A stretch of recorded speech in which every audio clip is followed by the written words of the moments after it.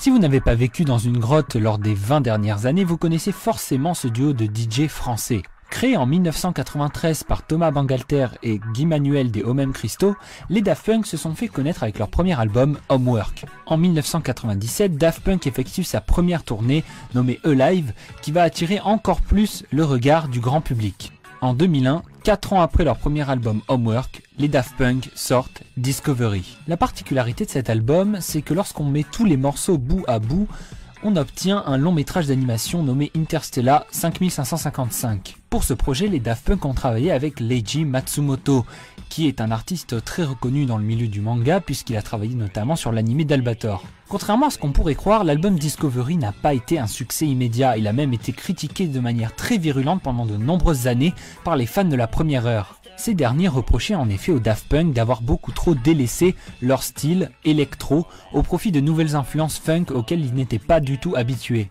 Mais finalement les années sont passées et aujourd'hui Discovery fait quasiment l'unanimité chez les fans de Daft Punk.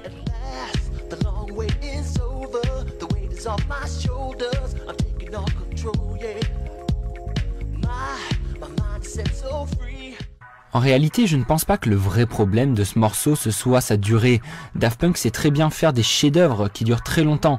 Non, en fait, c'est juste que pendant 10 minutes, on a toujours à peu près la même mélodie. On pourrait penser qu'avec ces 10 minutes, il les aurait exploitées de manière vraiment intéressante, et puis en fait, pas vraiment.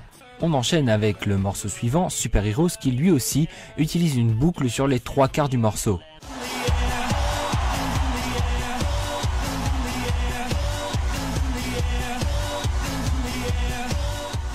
Mais là encore, cette boucle est utilisée intelligemment et on va avoir un certain changement dans la mélodie avec des synthétiseurs vers la fin du morceau.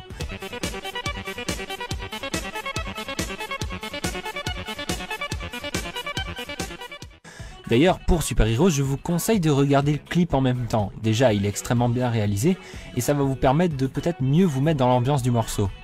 Digital Love est sans aucun doute l'un des morceaux aux influences funk les plus marqués de tout l'album Discovery. On peut y entendre une voix utilisant le fameux vocodeur qui est une des marques de fabrique des Daft Punk.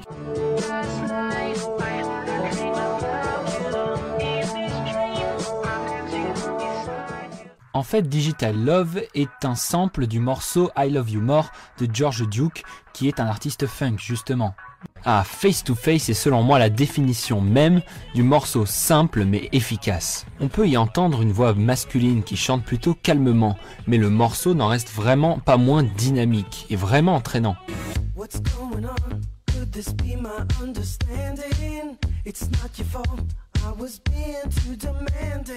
Bon, qu'est-ce qu'on peut conclure de cet album Discovery? Dans ses points forts, on peut évidemment parler de sa capacité à proposer des morceaux qui font danser, qui font réfléchir, qui transmettent des émotions en fait vraiment différentes. On peut retenir ses différentes influences musicales, mais aussi sa très grande variété de sonorités.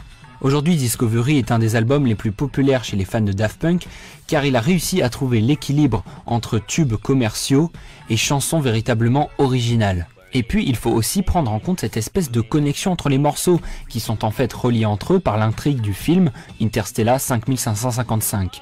Alors vous avez pu le remarquer tout au long de l'analyse, le principal défaut qui revient pour moi en tout cas, c'est la répétitivité de certains morceaux. Mais bon, ça reste vraiment un défaut minime pour un album qui globalement est excellent.